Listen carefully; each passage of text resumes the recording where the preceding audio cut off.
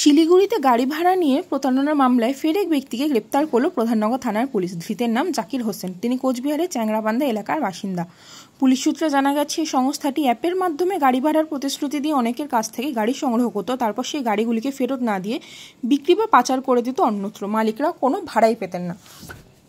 এই ঘটনার একাধিক অভিযোগ জমা পড়ে শিলিগুড়ির প্রধাননগর থানায়। তদন্তে নেমে পুলিশ ইতিমধ্যে মূল অভিযুক্ত সোমনাথ মুখার্জি সহ আরও 3 জনকে গ্রেপ্তার করেছে। সোমনাথকে জিজ্ঞাসাবাদের পরে নতুন তথ্য উঠে আসে।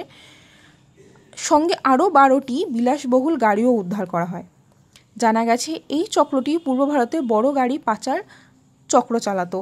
এই ঘটনার সঙ্গে আরও কেউ জড়িত আছে কিনা তা খতিয়ে দেখছে পুলিশ।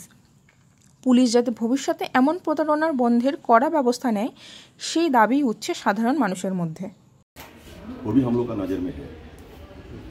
चलो